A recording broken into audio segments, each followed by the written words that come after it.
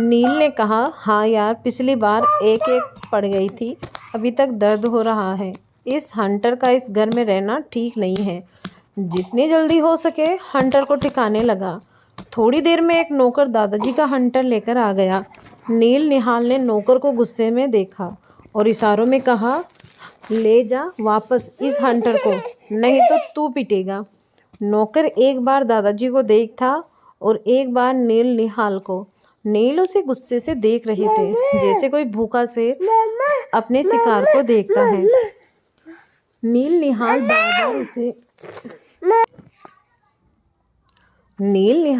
बार बार उसे इशारों में कह रहे थे, इसे वापस लेकर जा। अब आगे। दादाजी ने चिल्लाते हुए कहा, इस घर में सब बहरे हो गए हैं। मैंने हंटर लाने के लिए कहा था। नौकर हंटर लेकर हाथ में खड़ा था और नील निहाल उसे गुस्से में घूर रहे थे। तभी दादाजी की नज़र नौकर पर पड़ी और उसने नौकर के हाथ से हंटर लिया। तभी वहाँ रामू काका आ गए। रामू 55 साल का एक वफादार नौकर था, जो पिछले 30 साल से प्रताप हाउस में काम कर रहा था। रामू काका ज़्यादातर दादाजी के साथ ही रहता था। रामू ने दादाजी के हाथ से हंटर लेते हुए कहा, मालिक, आप क्या कर रहे हैं? रुद्र अभी बच्चा है, उसमें अभी दुनियादारी की समझ नहीं है। गलती से उसने किट्टू बिटिया को परेशान कर दिया और अब आप अपने किए पर पछता भी रहे हैं। मालिक छोड़ दीजिए हंटर। दादाजी ने गुस्से में कहा, रामू, तुम्हारे इस बच्चे ने इस लड़की की आंखों में बेशुमार आंसू भर दिए। रामू की एंट्री से नील निहाल के दिल को सुकून मिल गया। निहाल ने रामू काका की बलाएं लेते हुए मन में कहा, बिल्कुल ठीक टाइम पर आए हो रामू काका, प्लीज़ हमें बचा लो, वरना एक हंटर भी पड़ गया तो 4 दिन बेड से नहीं उठेंगे। थोड़ी देर में शुभ, नव्या और अवनी भी गार्डन में आ गए, लेकिन तीनों में से किसी ने भी दादा दादी के सामने बोलने की हिम्मत नहीं थी। दादी ने हंटर रामू काका से लेते हुए कहा, नहीं रामू, रुद्र को आज अपनी गलती की सज़ा तो मिलेगी। और उसने हंटर दादाजी को दे दिया। निहाल ने अपने माथे पर हाथ मारते हुए कहा, यार ये दादी कहाँ से आई हैं? अब नव्या के सामने मेरी पिटाई होगी। और ये नव्या भी ना, इतनी जल्दी उठने की क्या ज़रूरत है? थोड़ी देर और सो लेती। फार्म हाउस पर आई थी तो 9 बजे ही उठती, यहाँ 6 बजे ही उठ गई। नील ने भी हैरान होते हुए कहा, दादी, दूसरों की दादी बच्चों को बचाती है और एक आप हो कि हमें पिटवाने के लिए हमेशा खड़ी रहती हो। दादी ने गुस्से में नील को देखकर कहा, अभी तेरी और निहाल की भी क्लास लगेगी, तुम दोनों भी रुको। बहुत दोस्ती निभाते हो ना तुम तीनों त्रिमूर्ति बने घूमते हो ना, तुम्हें मैं बताऊंगी, तुम रुको जरा। निहाल ने घूरकर नील को देखा और फिर बोला, भड़का दिया ना दादी को। दादी हमें 2 मारती, अब तो 4 मारकर रुकेगी। इतने गुस्से में भी दादी के डायलॉग बाजी कम नहीं हो रही त्रिमूर्ति। दादाजी ने गुस्से में हंटर लिया और रुद्र को मारने के लिए उठा दिया, लेकिन उससे पहले ही किट्टू रुद्र के सामने आ गई। किट्टू ने कसकर अपनी आंखें बंद कर ली। किट्टू को लगा कि हंटर रुद्र को नहीं उसे लगेगा, लेकिन थोड़ी देर तक भी किट्टू को हंटर नहीं लगा तो उसने अपनी आंखें खोलकर देखा। हंटर रुद्र के हाथ पर लिपटा हुआ था। हंटर लगने से पहले ही रुद्र ने हंटर को अपने हाथ में पकड़ लिया। हंटर लगने से पहले ही रुद्र ने हंटर को अपने हाथ से पकड़ लिया, जिससे वह उसके हाथ से लिपट गया। रुद्र ने गुस्से में किट्टू को देखकर कहा, तुम्हारा दिमाग खराब है, तुम्हें यह लग जाता तो पता है कितना तेज लगता है। किट्टू ने एक मासूम सा फेस बनाकर रुद्र को देखा, जैसे कह रही है, आपको भी तो तेज लगता। रुद्र ने किट्टू को देखकर मन ही मन में कहा, किट्टू, तुम्हारी अच्छाइयों के नीचे दब गया है रुद्र। दादाजी ने गुस्से में कहा, कात्यायनी बेटा, तुम इसे बचा रही हो जिसने तुम्हारा जीना हराम कर दिया, हटो आगे से। आज तो रुद्र को मैं इसके किए की सज़ा देकर ही रहूँगा। दादा दादी ने भी कहा, किट्टू सामने से हटो, गलती गलती होती है।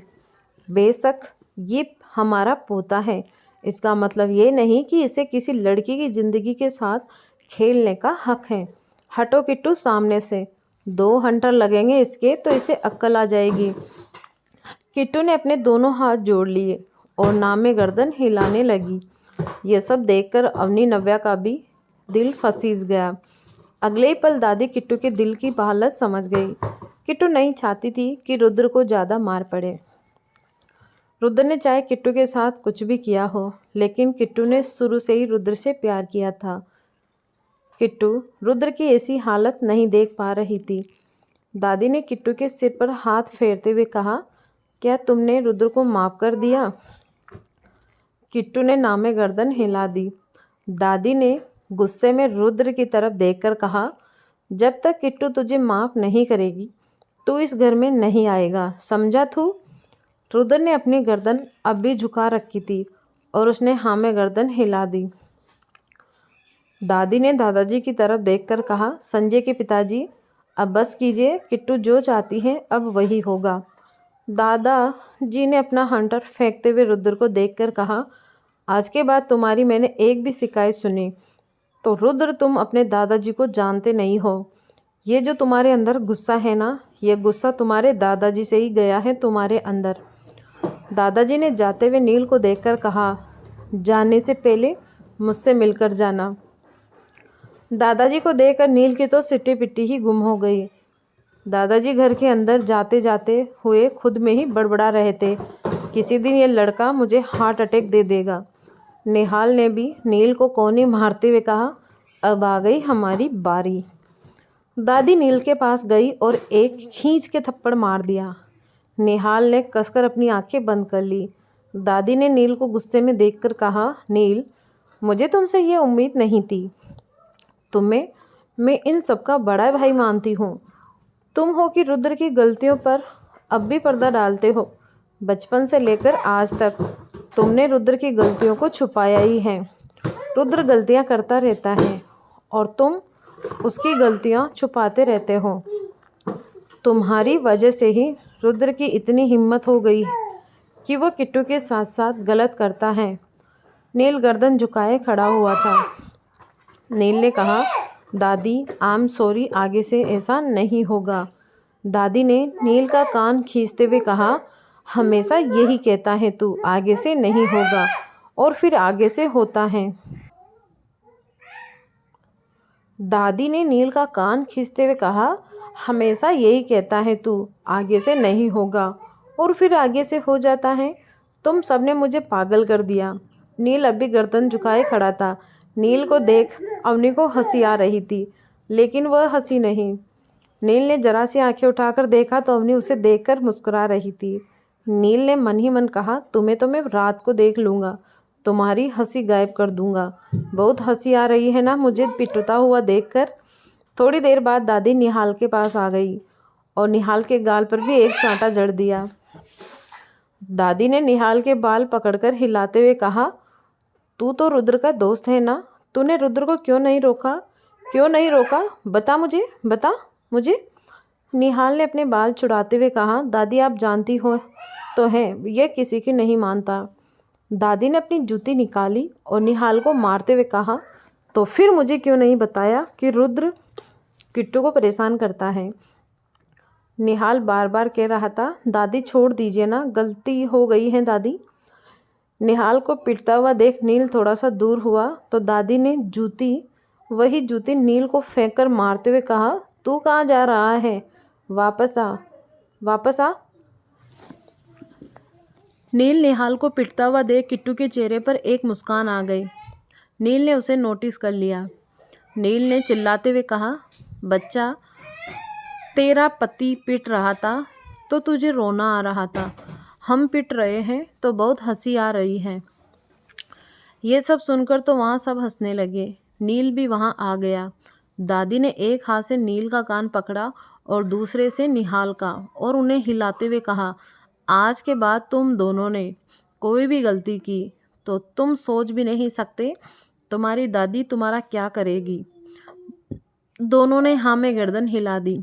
दूसरी तरफ रुद्र किट्टू को देख रहा था और किट्टू नम आंखों से रुद्र ने अपना एक हाथ किट्टू के गाल पर रखते हुए कहा, क्यों बचाया मुझे। किट्टू ने गुस्से में अपना मुंह घुमा लिया। रुद्र ने धीरे से कहा, अब भी मुझे प्यार करती हो ना। देखा नहीं गया, दादाजी मुझे मार रहे थे। किट्टू ने रुद्र को छोटी आंखें करके देखा, जैसे कह रही हो ज़्यादा लोफर मत बनी है। थोड़ी देर बाद किट्टू की नज़र रुद्र के हाथ पर गई। किट्टू ने इशारों में पूछा, ये क्या हुआ आपके हाथ में। रुद्र ने कहा, फिक्र हो रही है मेरी। किट्टू ने फिर से रुद्र से अपना मुंह घुमा लिया। रुद्र ने किट्टू का चेहरा अपनी तरफ करते हुए कहा, तुम्हारा लेटर पढ़कर खुद पर गुस्सा आ गया था। गुस्से में दीवार पर पंच मारता गया, इसीलिए हाथ टूट गया। किट्टू ने कोई रिएक्ट नहीं किया। नील उन दोनों को देख रहा था। नील ने मन ही मन कहा, हम यहाँ पिट रहे हैं, ये दोनों रोमांस कर रहे हैं। दादी अब भी नील निहाल को डांट रही थी। तभी जे, वीरू और बाकी सारे बाउंसर भी आ गए। जे अगले ही पल समझ गया कि यहाँ पर सबकी क्लास लगी है। जे ने वीरू को कंधा मारते हुए कहा, लगता है भैया हम गलत टाइम पर आ गए। वीरू ने कहा था, शायद आज सर की क्लास लगी है। तभी दादी की नज़र जे, वीरू पर गई। दादी ने गुस्से से जे, वीरू से कहा, तुम दोनों भी यहाँ आओ। दादी ने पास पड़ी हुई एक डंडी उठाई और जे और वीरू के बैग पर मारती हुई दादी धीरे धीरे दादी ने सारे बाउंसर की पिटाई करनी शुरू कर दी और बोलती रही, किसी ने मुझे कुछ नहीं बताया। रुद्र अपनी मनमानी करता है और तुम सब रुद्र का ऑर्डर फॉलो करते रहे। बाउंसर पीट रहे थे और बार बार कह रहे थे, दादी छोड़ दीजिए, दादी छोड़ दीजिए, गलती हो गई। दादी ने जब सबको पीट लिया तो नील ने दादी को पीछे से गले लगाकर कहा, दादी बस करो ना मेरी प्यारी दादी, चलो हम दोनों मिलकर फटी पतंग देखेंगे। दादी ने गुस्से से नील को देखकर कहा, फटी पतंग नहीं, कटी पतंग। नील ने कहा, अरे दादी इतना का इमोशनल हो जाती हो, पतंग कटेगी तभी तो फटेगी। तभी दादी की नज़र दिशा पर गई। दादी ने पूछा, ये लड़की कौन है। नील ने दिशा को अपनी तरफ आने का इशारा किया। दिशा दादी और नील के पास आ गई। नील ने कहा, दादी ये दिशा है, किट्टू की दोस्त। दादी ने दिशा को ऊपर से नीचे तक देखा तो दिशा ने अपना दुपट्टा अच्छे से खुद पर लपेटा हुआ था, लेकिन फिर भी उसके गले के निशान और उसकी माथे की चोट दिखाई दे रही थी। दादी ने नील को देखा और नील ने इशारों में कहा कि बाद में बताऊंगा। दादी ने नव्या को आवाज़ लगाकर कहा, नव्या ये दिशा है, इसे अंदर ले जाओ, फ्रेश हो जाएगी। दादी ने फिर रुद्र को देखकर कहा, अब किट्टू को छोड़ दे, उसे भी फ्रेश होना है। दादी की बात सुनकर रुद्र के फेस पर एक स्माइल आ गई और किट्टू के चेहरे पर शर्म। रुद्र ने किट्टू का हाथ छोड़ दिया और किट्टू भी घर के अंदर चली गई। नील ने दादी की तरफ देखकर कहा, दादी भूख लग रही है। तो दोस्तों आज दादी इन सबको खाना खिलाएगी या फिर कुछ और ही खिलाएगी, हम जानेंगे अगले भाग में। धन्यवाद। और थोड़ी माफ़ी चाहेंगे कि बच्चा बार बार बीच में परेशान कर रहा है, उसके लिए थोड़ा हो सके तो